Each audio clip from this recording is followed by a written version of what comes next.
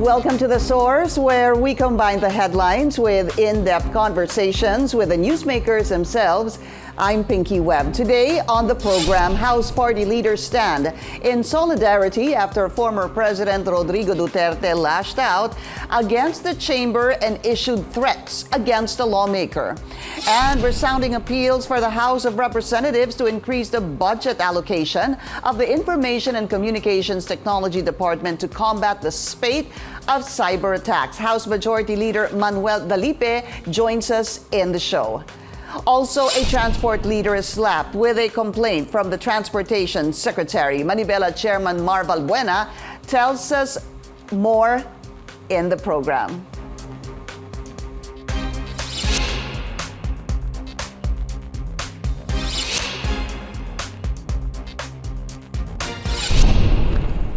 Transportation Secretary Jaime Bautista has filed before the Justice Department cyber libel complaints against Manibela President Mar Balbuena and journalist Ira Panganiban. Bautista said he wants to protect his name, denying accusations he's involved in alleged irregularities within the Land Transportation Franchising and Regulatory Board, or LTFRB. Let's go straight to the source of the story. We have Manibela Chairperson Mar Balbuena. Mar, welcome to the source. Salamat sa iyong oras. Good morning, Ma'am Pinky, and good morning po sa lahat po ng sumusubaybay. Okay, so sabi mo nga kanina, namamaos ka na. Opo, pasensya na po. Dahil ba yan sa tuloy-tuloy na interview at paglaban mo hinggil sa sinasabi mong, problema sa LTFRB? Siguro ma'am, doon ko po nakuha to, kakasigaw po siguro. Tsaka doon sa Tigil Pasada? Opo, nung Monday po, doon po nagsimula ito. Okay. Mar, tinawag mo na pure harassment and abuse of power, yung pag-file ng cyber libel complaint against you and si Ira Panganiban by si Secretary Bautista. Bakit mo sinasabing harassment and abuse of power ito? Ma'am Pinky, hindi ko alam kung saan nanggaling yung cyber libel na yan. At saka yung grave threat. Kami, yung pinakita nila na video, it is about parang nag-uusap lang naman kami ng aming mga miyembro through social media. Ako tingin ko gusto nila akong patahimikin para hindi na ako magsalita at hindi na ito maungkat pa. Marami na ngayon kasi ang nag-iimbestiga, Ma'am Pinky, tungkol dito sa mga korupsyon, aligasyon ng korupsyon. Ano ba ang kinakatakot nila? Una, hindi po ako natatakot at haharapin ko po ito. At pangalawa, narinig ko na pinoprotektahan nila yung sarili nila. Ako po, ang pinoprotektahan ko po yung interest ng taong bayan. Yeah. Mar, just two things, no? Sabi mo, paraan ba ito para patahimikin ka? To which you responded, hindi ka tatahimik dahil dito. Pangalawa, sinabi mo, tinatakot nila. Sino ang kinatatakutan nila? Kinatatakutan po ba nila na may lumabas kung ano po yung kalalabasan ng itong investigasyon? At tanong ko po ba, kasama po ba talaga kayo rito? Unang-una, yung pananakot niya sa akin na sinisiraan ko raw siya, wala pong katotohanan yun. Kami, nagtatanong lang kami, nagbabase lang kami doon sa whistleblower, Ma'am Pinky. Opo. And kaya sabi ko sa kanya, magka-chat kami nung nakaraan ni Mr. Bautista, Secretary Bautista. Kasi pinapadala niya ako, parang tinitreaten niya ako ng tinitreaten. So, antayin niya rin yung para sa kanya. And how is he threatening you, Mar? Para malinaw lang. How is he threatening you? Magpapadala ng mga videos na siguro, ito yung sinabi mo, ito yung mga pinagsasabi mo. Parang ganon. Kung hindi ka titigil, parang ganon po ang dating hindi rin kita titigilan. So, wasn't that a warning, Mar? Didn't you see that as a warning? Because meron ka bang binitawang mga salita na nagsasabi ng korupsyon na involved si Secretary Bautista? Ganito po yun, Ganito po yung kung meron man ay di umano, galing ito sa whistleblower na hanggang DOTR, probably ay kasama rito si Secretary Bautista. Oo. Dahil doon sa affidavit, nabanggit niya doon. Yun po, malinaw po yung pagkakasabi ko. Okay. So you're basing it supposed to be on this affidavit of Tumbado? And mga exchange of ano po namin, mga messages. Ni Tumbado? Opo. Okay. But going back, Mar, doon sa mga naging interview mo, ang sinasabi kasi ni Secretary Bautista is that he needs to protect his name. You know, something that he has protected for the almost 45 years, ang kanyang sabi doon sa DOJ kahapon. Kapag nagkaroon siya, nag-file siya ng complaint ng cyber libel dahil sa yung inyong mga sinabi sa mga interview na ito, papogi ito ni Chairman Guadis. Dinadala po ito kay Secretary Bautista at ang sinasabi daw sa kanila, dadalhin ito sa Malacanang, pangpapogi daw para maging malakas sila at hindi sila matanggal at tuloy-tuloy ang kanilang pagkakaupo sa pwesto nila. Sinabi mo to, hindi ba, Mar? Opo, yun po kasi yung nakalagay doon sa affidavit and doon sa messages galing po kay Mr. Tumbado. Sinasabi ko naman daw, galing po kay hindi ko straight na sinabing tumatanggap siya. Opo. Para So, allegedly, tumatanggap sila at may mga iba pang tao. yeah, At but with something like this, Mar, I want to try to understand your side. No, with something like this, that somebody says that tumatanggap si Secretary Bautista daw dahil nga sinabi ito ni originally yung whistleblower who recanted. This pushed him, the secretary, to file a cyber libel complaint against you because you were saying that accordingly, tumatanggap siya. Yun po ang pagkakasabi sa akin ng whistleblower. Yeah, but what is the evidence, especially now, Mar, that the whistleblower recanted and said that irrational thinking, poor decision-making, papaano na yun? At siguro, ma'am, sa investigasyon, doon natin malalaman po ito, ma'am. The NBI is investigating, hindi ba? And then I believe there will always be also be a parallel investigation by the Department of Transportation.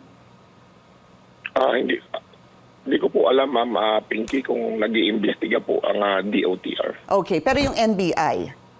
NBI and hindi ko pa po alam kung may ibang agency pa na special task force na nag-iimbestiga po rito. Would you be... Anong sinabi ko? Kasi Pinky, nung may sinabi ka ko- originally, Mar, that if the Transportation Department investigates this, parang partial ang kalalabasan nito. Hindi ba sinabi mo yun before? So would you Ma'am, be bago content with an nag-recant NBI?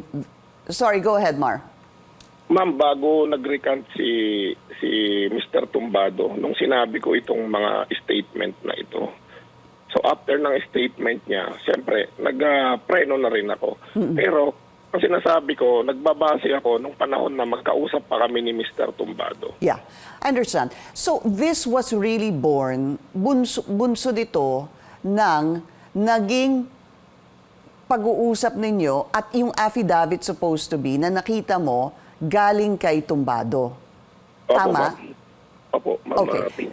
So, Mar, now that he recanted, and now that he apologized to suspended Chairman Guadis, to Secretary Bautista, and even to the Office of the President, ikaw ba, itutuloy mo pa rin at naniniwala ka pa rin ba doon sa mga sinabi ni Tumbado na may lagayan at may korupsyon sa LTFRB, kay Secretary Bautista at sa OP, Office of the President?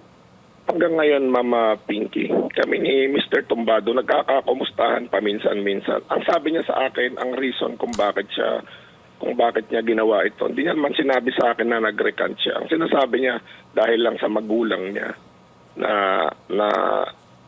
nasa balag ng alanganin o ng threat yung kanyang mga magulang, kaya niya ito gagawin. Sabi ko sa kanya, ikaw ang bahala. Magkakaroon naman ng investigasyon. Ang sabi niya, doon na natin yan harapin. Yeah, but the thing is, hindi ba nag-sorry na siya? Hindi ba nag-sorry na siya at sinabi nga niya, misjudgment, poor decision-making, yun ang kanyang mga salita. So ang pinakahuling kwento o salaysay ni Tumbado is, he said sorry and he said it was irrational thinking. So, kailangan po ba, ma'am, nag-sorry siya, magsosorry din po ako? Oh, I don't know. Hindi, ibig ko sabihin, ano pa ang panghahawakan mo, Mar, now that from last we heard from Tumbado, ay umatras siya. Yun ang tanong ko. Umatras lang po siya, pero hindi niya sinasabing wala pong korupsyon doon sa kanyang mga statement. Actually, I think he went on to say that Ang dapat... sabi niya, kailangan imbestigahan pa Right. rin yung korupsyon. Hindi ko ma'am alam kung nabasa po ninyo yun. Kasi ang sinasabi niya doon, nag-sorry lang siya. Hindi niya sinabing na absuelto niya itong dalawa. Hindi niya sinasabing hindi corrupt itong dalawa. But why would you why would you say sorry, sir? So ibig mo sabihin nag-sorry siya pero he did So, not ang take back sinasabi niya yung kanyang narration na tumanggap si Secretary Bautista? Ano po? Ang sinasabi niyo, niya po, dinadala po ito kay ganito, dinadala po kay ganito hanggang doon sa Office of the President. Yun po ang sinabi niya. right. Pero yun na nga po ganito na lang, Mar, ano ang iyong siguro sentimiento o paniniwala ngayon matapos sabihin ni Tumbado yon at matapos mag-sorry siya at ginamit yung irrational thinking, poor judgment. Do you think he will still stand by what he earlier said na may perang dinadala si Chairman Guadis, kay Secretary Bautista at sa OP? Opo, ma'am, pinasa ko rin po ito kay Secretary Bautista. Ano po? Hindi rin siya nag-comment about dito. Kami, ang gusto lang namin, kaya namin tinutuloy ito, imbestigahan hanggang doon sa lahat ng nabanggit na tao. Hindi, Ni Tumbado. ni Mr. Tumbado. Ang gusto namin, malaman, wala pa naman pong gusto natin malaman talaga yung katotohanan na itong, although nag-recant siya, kailangan pa rin maimbestigahan. At Yeah. dapat itong mga taong sinasangkot, kahit na umatras na si Mr. Tumbado, imbestigahan at dapat masuspindi lahat ng mga tao na sangkot dito o binanggit para po magkaroon ng patas na pag-iimbestiga. And so, with the NBI supposed to be launching an investigation from siguro a couple of days ago, Mar, they supposedly sent a subpoena to Mr. Tumbado, pero nagkaroon ata ng change ng lawyer si Mr. Tumbado. Would you be satisfied with the NBI launching this investigation? Wala po akong comment sa ngayon kasi wala rin po ako nababalita kung paano nga po ito iniimbestigahan sa ngayon, Ma'am Pinky. Okay, but you said it needs to be investigated, these problems sa LTFRB. Who is the proper agency to investigate, Mar? Siguro, ma'am, kung maipatawag kami ng DOJ na ito yung partial na report doon sa aming investigation, baka makita po namin kung ano po talaga yung itong mga sinasangkot o galing kay si Mr. Tumbado ayaw din lumabas. Para sabi ko sa kanya, tol, magkakaroon ng hearing sa Congress, puntahan natin. Sabi niya, siya ang nag-update sa akin na postpone ni Resket. Yeah. So sabi ko, attend tayo. Hindi naman siya tumanggi. Opo. So, you're saying, Mar, you would be open dito sa investigation by any house, whether the House of Representatives or the Senate. Yun okay kayo doon? Yes, ma'am. Gusto natin na matagal itong, hindi naman ito isang araw lang namin pinag-usapan ni Mr. Tumbado. Actually, July pa niya ito ako kinukumbinse o niligawan. Nagkasakit kasi ako ng buong month ng August. Kaya sabi ko, ipunin mo lang yung kung paano kita matutulungan. At saka, may korupsyon doon sa LTFRB na sinasabi po ni Mr. Tumbado, may number pa naman pala siya pinagdudugtong-dugtong ko rin po yung pangyayari, Ma'am Pinky, na may number pala ito si Mr. Tumbado kay Secretary Bautista dahil doon sa sinabi ni Secretary Bautista doon sa isang interview na si Mr. Tumbado ang tumawag sa kanya. Bakit hindi pa noong panahon na may mga korupsyon na roon, bakit hindi niya na lang direktang tinawagan muna si si Secretary Bautista, itong si Mr. Tumbado? Ang sabi So, mo nga sa akin, Mar, si Mr. Tumbado ang lumapit sa'yo. Siya po ang lumapit. Hindi ko naman po pwedeng sabihin na hindi naman din talaga kami magkakilala. Hindi ko naman pwedeng sabihin, Tumbado, meron bang korupsyon dyan? Okay. Baka pumamura lang ako na itong tao. So yun po, bakit hindi pa nung mga panahon na yun niya tinawagan si si Secretary Bautista na Secretary. Alright. My last question. A couple of days ago, there were plans, no, by you, supposed to be, and Mr. Tumbado, there were reports rather, to file a complaint before the Office of the Ombudsman. Itutuloy mo pa ba ito? Siguro ma'am, ibang ano na. Kasi sabi ko dun sa mga clients na nagbigay ng pera allegedly, sila na lang ang mag-file. Yung ipafile ko kasi sa ombudsman, iba po ito. Which is? Ma'am, siguro sa Tuesday na lang para hindi naman din ma-preempt. Okay, so meron kang ifa-file sa Tuesday before the Office of the Ombudsman? Definitely next week may ipafile po ako sa ombudsman. All right, sige. We'll get updates from you again, Manibela Chairperson Mar Valbuena. Thank you, sir, for your time. Also, CNN Philippines is reaching out to Transportation Chief Jaime Bautista to get his side on this issue. Ranking lawmakers defend the House of Representatives after former President Rodrigo Duterte questioned the institution's integrity. House Majority Leader Representative Manuel Galipe joins us after the break. Please stay tuned.